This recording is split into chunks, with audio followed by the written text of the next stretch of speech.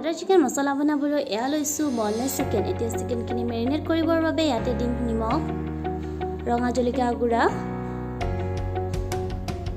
আৰু লগতে দিম আদা আৰু নহৰুৰ পেষ্ট 1 চামুচ। এতিয়া এইখিনি ভালকৈ সানি মিক্স কৰি ল'ম।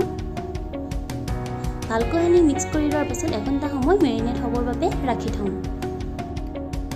এয়া তেল গৰম হৈ গ'ল। এতিয়া ইয়াতে মেৰিনেট কৰি ৰখা মাংসবোৰ দি দিম। মাংসবোৰ দি দিয়াৰ পাছত এতিয়া এইখিনি ভালকৈ লৰাই ল'ম এবাৰ। এনেকৈ ভালকৈ লৰাই লোৱাৰ পাছত অকণমান সময় মাংসখিনি সিজাই থাকিম। মাংসখিনি এনেকৈ মাজে মাজে লৰাই আছোঁ।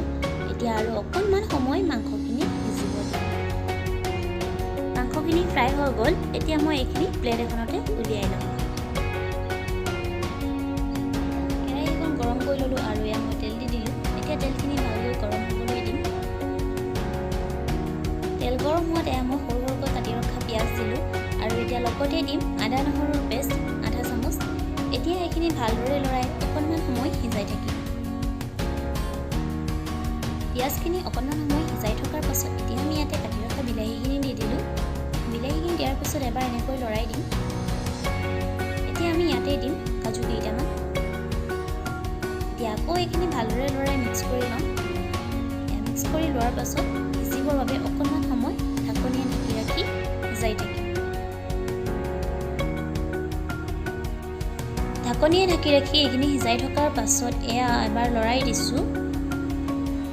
লৰাই দিয়াৰ পাছত এতিয়া আমি ইয়াতে দিছোঁ বাটাৰ আৰু লগতে দিম সোৱাদ অনুযায়ী নিমখ অকণমান।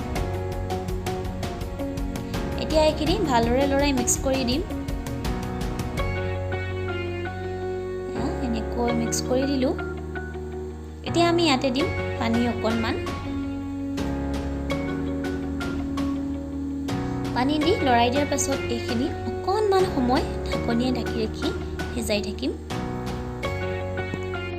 ঢাকনিৰে ঢাকি ৰাখি অকণমান সময় সিজাই থকাৰ পাছত এতিয়া মই এইখিনি পেষ্ট বনাবৰ বাবে উলিয়াই ল'ম।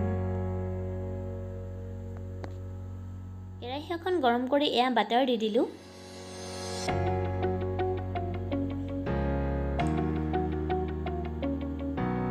বাটাৰটো ভালকৈ গলি যোৱাত আমি আগতীয়াকৈ প্ৰস্তুত কৰি ৰখা বিলাহী, পিঁয়াজ আৰু কাজুৰ পেষ্টখিনি দি দিম।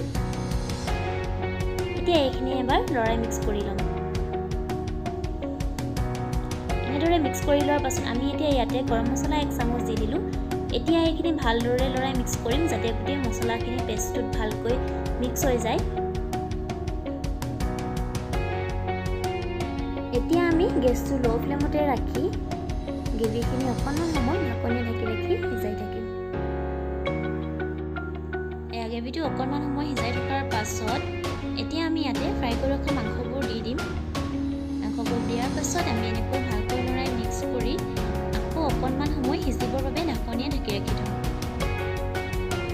এয়া মাংসখিনি মই এনেকৈ অকণমান সময় উতলাই আছোঁ আৰু মাজে মাজে লৰাই আছোঁ।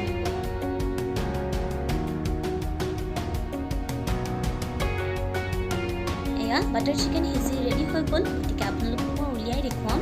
আৰু যিসকল বন্ধু বান্ধৱী আজি ভিডিঅ'টো চাই ভাল পালে তেওঁলোকে ভিডিঅ'টো লাইক কৰিব, কমেণ্ট কৰি জনাব ৰেচিপিটো কেনেকুৱা পালে। আৰু যিসকল বন্ধু বান্ধৱী আজি মোৰ চেনেলটোলৈ নতুনকৈ আহিছে তেওঁলোকে চেনেলটো ছাবস্ক্ৰাইব কৰি ল'বলৈ নাপাহৰিব আৰু কাষতে থকা বেল আইকনটো ক্লিক কৰি অল কৰি ল'ব। ধন্যবাদ।